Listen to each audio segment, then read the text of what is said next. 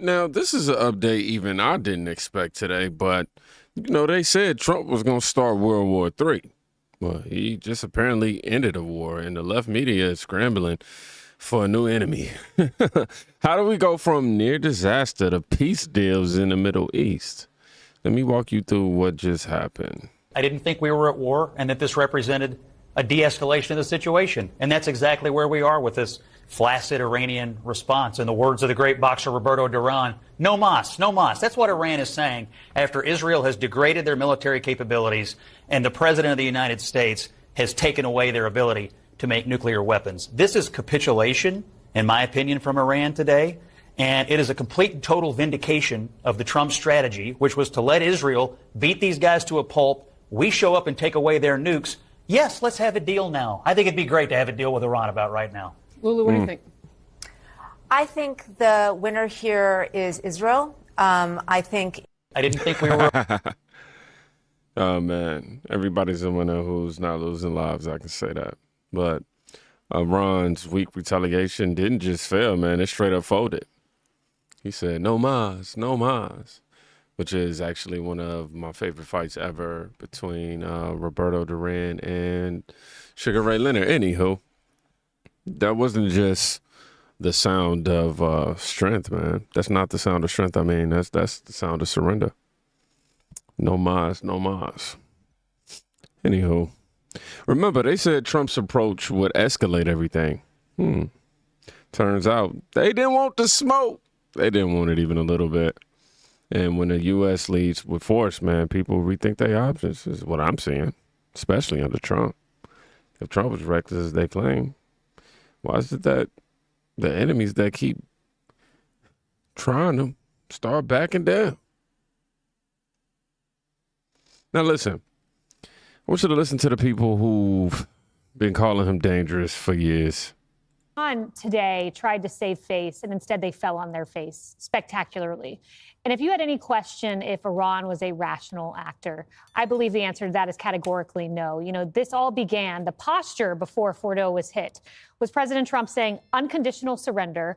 Iran responded, we will never surrender. Okay, that's to the number one power in the world. We are the world's hegemonic power here in the United States. So that was their answer. Then they were asked, hey, are you going to negotiate with the United States? They said no. And they said, and we will never end enrichment. We would rather have war.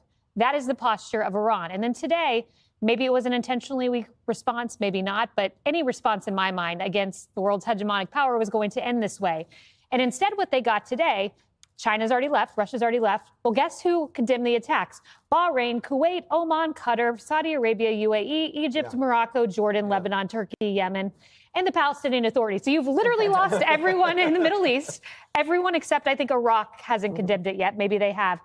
And I just want to say, lastly, just how wrong everyone has been on President Trump. They said tariffs, the economy is going to end. Well, the economy is still rolling along. Oil is going to rise. Well, oil's falling. World War III is about to start.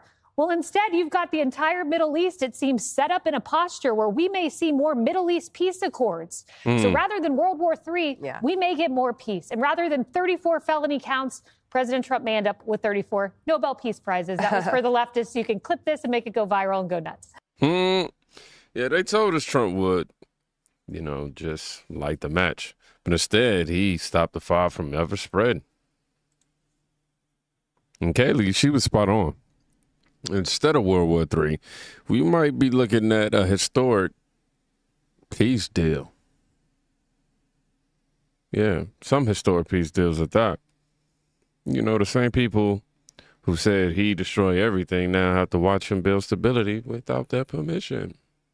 Where's the apology? Where's the accountability? Especially from the so-called experts. And now the media is in scramble mode. The U.S. and Iran. This won't be over until there are international inspectors on the ground and the Iranians have announced we are permanently foregoing the enrichment of uranium products. That will be the only sign that's really at the end of it. They'll try and squeeze out of it in the coming weeks, days, months, They're very capable, clever people. They're brave people. They have a tremendous scientific bench. They're not going to give up this 30-year aim easily, but they got no options. I think President Trump's decisive action in that attack has just brought home to the IRGC, who I think are on their third general in command now. A bunch of those lieutenant colonels are saying, hey, this makes no sense. You old people in this theocratic dictatorship have led us down the wrong path too long. I think the regime change may come, but it's going to be from within Iran, not without. Yeah, and although it's complex, one of the lessons of the past several decades is that even overdue regime change by the populace is complicated if it's at the end of American military might. Syria poses a different example. Iran may yet, as you and the ambassador alluded to tonight in our breaking coverage. Thank you, General McCaffrey, as always. Good to be with you, Aaron. Absolutely appreciate it. As the general and I were just discussing, we are handling breaking news here, the rather sudden and dramatic announcement from President Trump that the United States has brokered a ceasefire between Israel and Iran, coming on the heels of Iran's relatively measured counterattack after the U.S. strike supporting Israel going into Iran and using those bunker busters on the nuclear targets.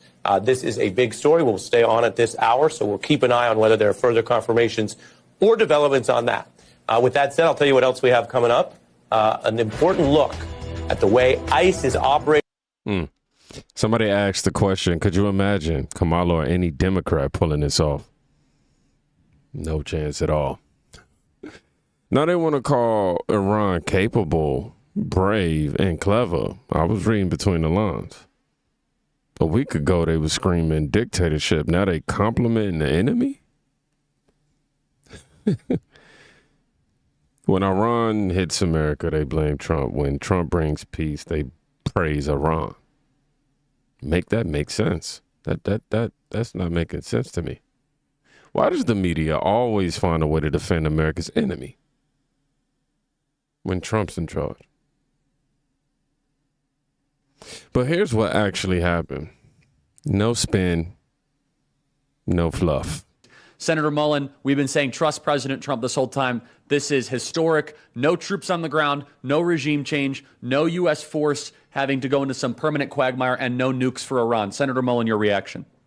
Yeah, this is, as the president's saying, this is the 12-day war. This is exactly what peace through strength looks like. When you're able to use strength in a decisive way, you're able to declare what victory looks like before you even use strength. You're able to also declare the terms of, I wouldn't say surrender, but the terms of de-escalation. And that's exactly what took place here. The president positioned himself through deterrence. He had the assets in the area to be able to deliver on what needed to be done. He delivered on those assets precisely. And then he had enough restraint, even when the Ayatollah, which we knew they had to say something, shot back at us. They had enough fear of President Trump and his leadership that they actually gave us a heads up that, hey, this is what we're going to do. Just understand it's coming, and then we're probably in a good spot. And the president immediately responded by saying, appreciate the heads up, appreciate the war is over, and we look forward to hopefully having good relationships with you moving forward. And leave it up to the Iranian people if they want regime change.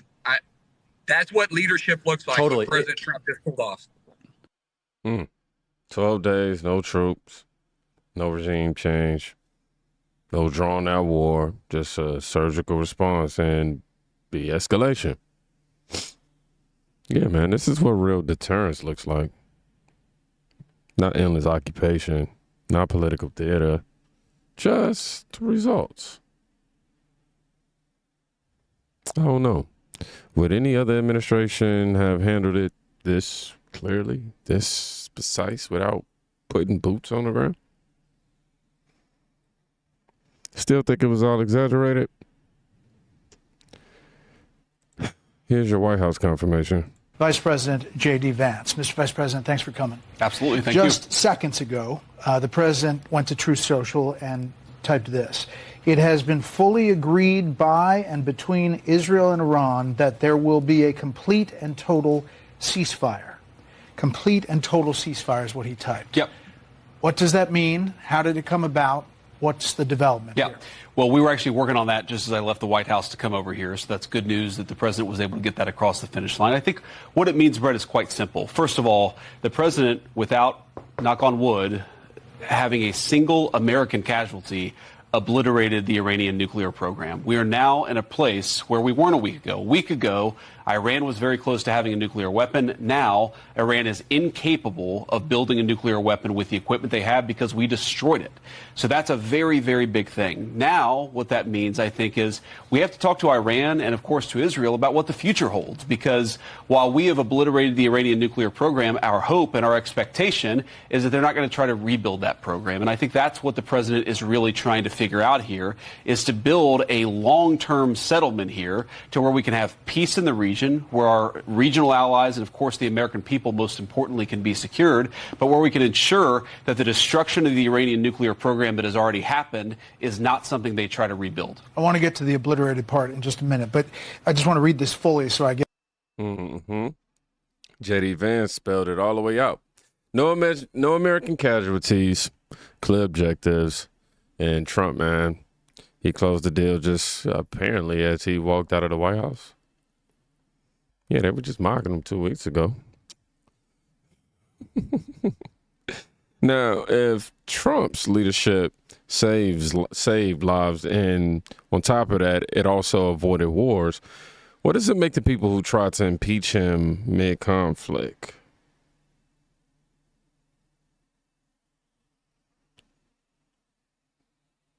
And if you're still skeptical, here's the official ceasefire post. Congratulations to everyone. It has been fully agreed by and between Israel and Iran that there will be a complete and total ceasefire. And approximately 6 hours from now, when Israel and Iran have wound down and completed their in progress final missions for 12 hours, at which point the war will be considered ended officially. Iran will start the ceasefire, and upon the 12th hour, Israel will start the ceasefire, and upon the 24th hour, an official end to the 12-day war will be saluted by the world. During each ceasefire, the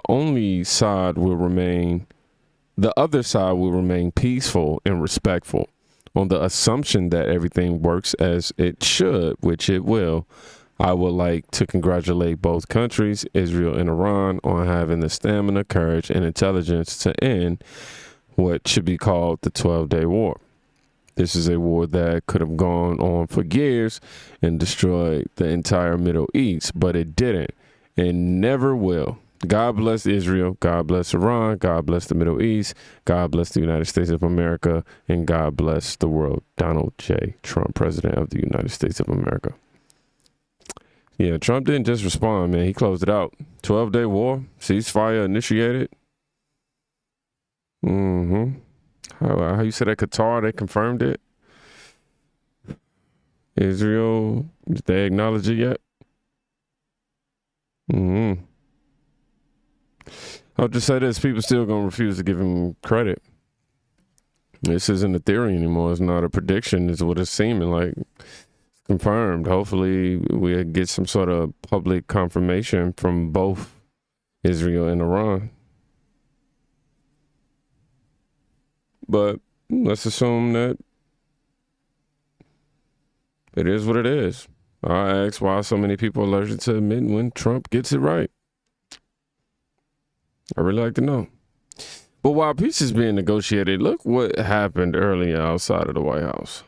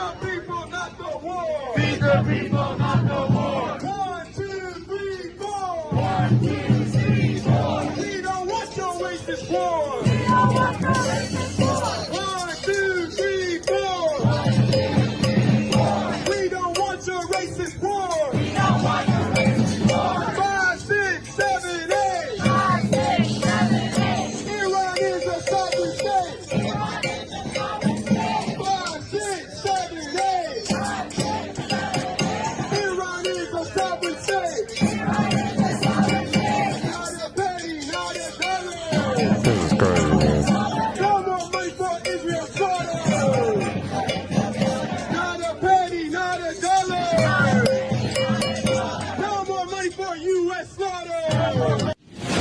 That's crazy. They're waving Iran's flags while Iran just bombed our bases, y'all. You can't make this up. These people claim they stand for peace. Obviously, they don't. Because they're literally siding with the regime that attempted to attack American troops, rather. Obviously in retaliation, but I'm just saying, which side are you on? Since when did hating Trump become more important than protecting your own country?